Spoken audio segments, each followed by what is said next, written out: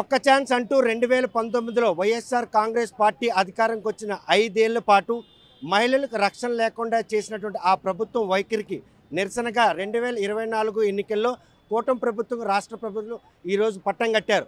ఏడాది కావస్తున్న నేపథ్యంలో సంక్షేమం అభివృద్ధి రెండు కూడాను అభివృద్ధి చేస్తున్న ఈ తరుణంలో రాజధాని అమరావతి మహిళల పట్ల అనుచిత వ్యాఖ్యలు చేసినటువంటి జర్నలిస్ట్ కొమ్మినేని శ్రీనివాసరావుకి షరతులతో కూడుకున్న బెయిల్ ఇవ్వడంపై మాజీ ముఖ్యమంత్రి జగన్మోహన్ రెడ్డి ఆయన్ని మద్దతు తెలుపుతూ ట్వీట్ చేయడాన్ని మాత్రం యావత్ మహిళా లోకం కూడా ఈరోజు మళ్ళీ ఆగ్రహం వ్యక్తం చేసింది.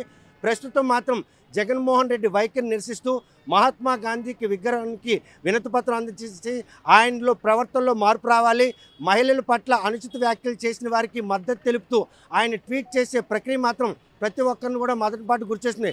మహిళలను గౌరవించలేనటువంటి 5 ఏళ్ల పాలనకు స్వస్తి చెప్పి ఈరోజు ప్రతిపక్ష హోదా కూడా ఇవ్వకుండా వారిని పక్కన పెట్టినట్టు కూడాను ఈరోజు మహిళల పట్ల ఇటువంటి అనుచిత వ్యాఖ్యలు చేసిన వారిని మద్దతు తెలపడం ఎంతవరకు సమంజసం ప్రశ్నిస్తున్నారు. ప్రస్తుతం ఆయన ట్వీట్ ఏ దిశగా పయనిస్తుంది, వారి మదనపాటు ఎలా ఉంది అనే విషయం మనం అడిగి తెలుసుకుందాం. చూస్తే కనుక ఆయన చేసిన ట్వీట్ ఈరోజు మరొక పెద్ద దుమారాన్ని రేపింది. ఈరోజు సాక్షాత్తు సుప్రీంకోర్టులో ఆయనకి షరతులతో కూడుకుని బెయిల్ ఇచ్చారు. బెయిల్ వచ్చిందంటే ఆయన కోర్టులో కూడాను నేను చేసిన వ్యాఖ్యలు తప్పని ఒప్పుకున్నారు. అటువంటి వ్యక్తికి కూడా ఈరోజు మాజీ ముఖ్యమంత్రి అలా ట్వీట్ చేసి మద్దతు తెలుపడం ఏ విధంగా తీసుకొచ్చారు? ఈయనకు అసలు 19 నుంచి 24 వరకు ముఖ్యమంత్రిగా ఈ రాష్ట్ర ప్రజలు ఎలా ఎన్నుకున్నారా అనేది మాకు అర్థం కావట్లేదు.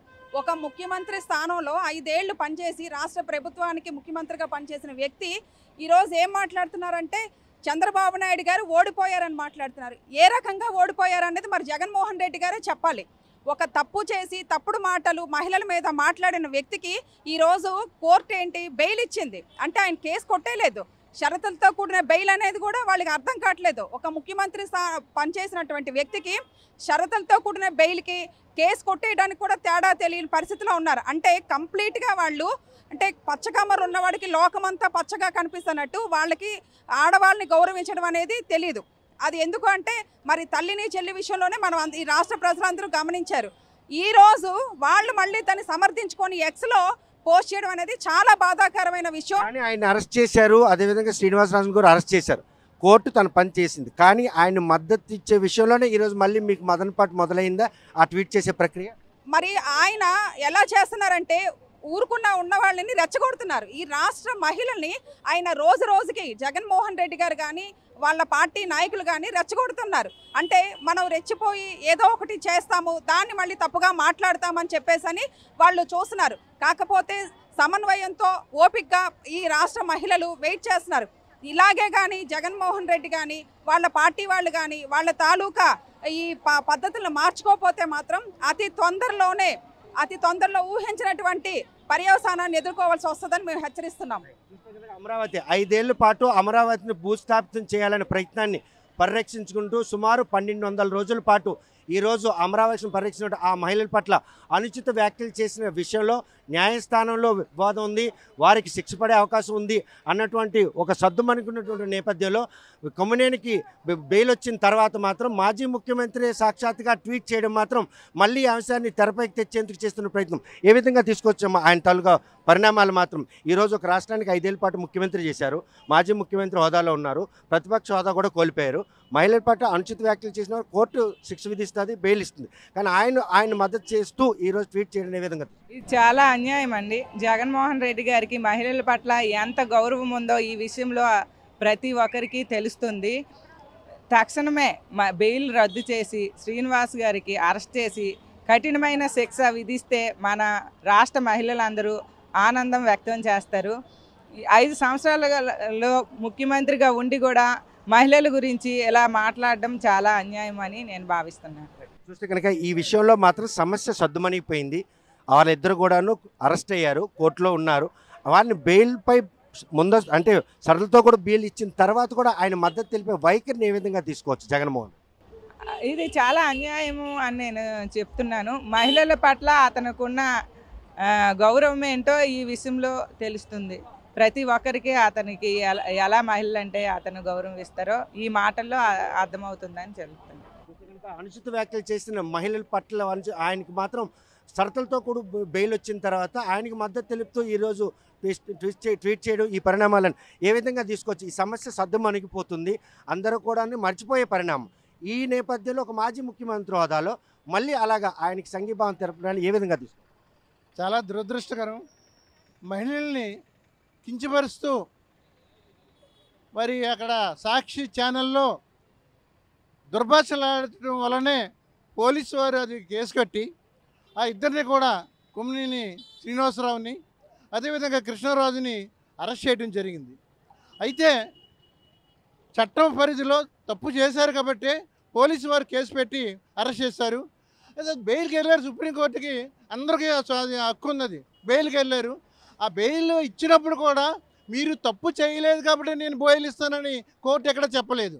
ఏంటంటే కోర్టు దిగువ కోర్టుకి షరతులకు లోబడి అక్కడ బెయిల్ మంజూరు చేయొచ్చు అని సుప్రీంకోర్టు ఇచ్చింది తప్ప నువ్వు నేరం చేయలేదని ఎక్కడ చేయలేదు.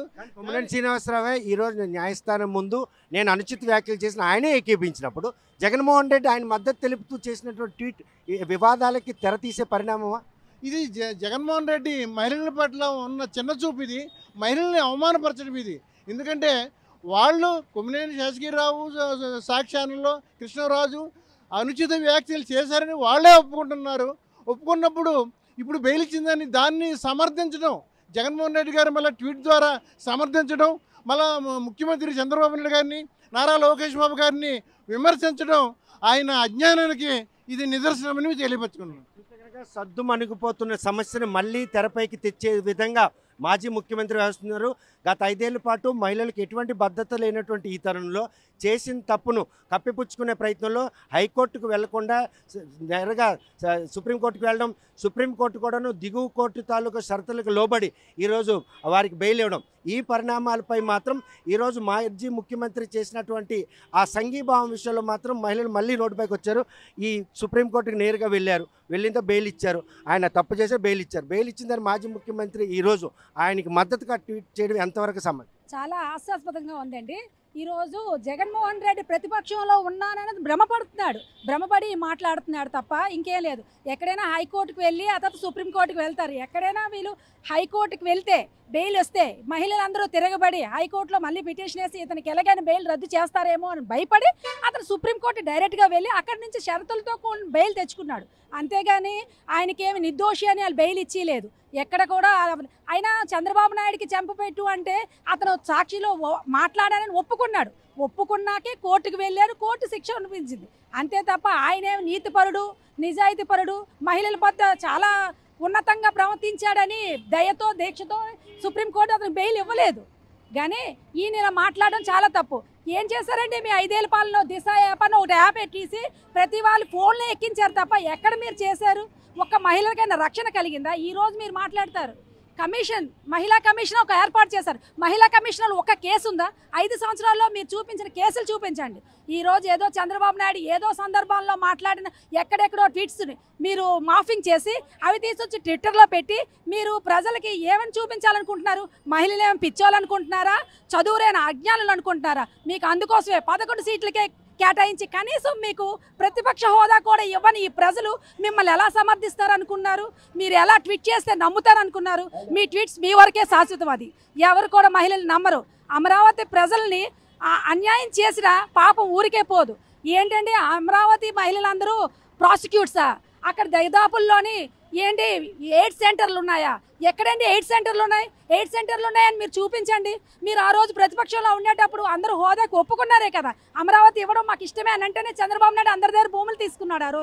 భూములు తీసుకున్న రోజు ఆ రోజు మీకు తెలియలేదా 8 సెంటర్లు ఉన్నాయని? ఆ రోజు ఎందుకు చెప్పలేదు? ఈ 5 ఏళ్ల కాలంలో నువ్వెందుకు చెప్పలేదు? ఇప్పుడు చంద్రబాబు నాయుడు గారు వచ్చిన తర్వాత అమరావతిని అభివృద్ధి చేస్తున్నాడని కక్షో ప్రతిపక్షాలు వాళ్ళందరూ దూషిస్తే వచ్చిన పెట్టుబడులని వెనక్కి వెళ్ళిపోతాయని వాళ్ళని అన్యాయంగా వాళ్ళ పెట్టుబడులు రాకుండా అభివృద్ధి చెందకుండా ఉండడానికి నువ్వు చేసిన దుర్భాషలు ఇవి అంతే తప్ప ఇంకేమీ లేదు. నీకు తెలుసు అక్కడ జరుగుతుంది అభివృద్ధి, చంద్రబాబు నాయుడు గారు అభివృద్ధి తెస్తారని తెలిసే నువ్వు ఇవన్నీ చేస్తున్నావు. చూస్తే కనుక ప్రస్తుతం మాత్రం ఏదైతే వివాదం సద్దుమద్దుతున్నటువంటి తరుణంలో ఇలా సంఘీభావంగా ట్వీట్ చేయడం మాత్రం మహిళలందరూ మరోసారి రోడ్డెక్కారు. మహిళల పట్ల అనుచిత వ్యాఖ్యలు చేసిన ఎవరినైనా కూడా సమర్థించినట్టయితే మాత్రం జగన్మోహన్ రెడ్డికి మాత్రం వారిని రోడ్డుపై తిరిగే పరిస్థితులు వైఎస్ఆర్ కాంగ్రెస్ పార్టీ నేతలు ఎవరు కూడా మహిళలను దూషించే పరిణామాలు చోటు చేసుకుని తమ మహిళా శక్తి ఏంటో చూపిస్తానని హెచ్చరిస్తున్నారు. వీడియో జర్నలిస్ట్ రామకృష్ణతో సత్యం, RTV శ్రీకాకుళం. ఇండియా పాకిస్తాన్ తాజా అప్డేట్స్ కోసం డౌన్లోడ్ చేసుకోండి RTV లైవ్ యాప్.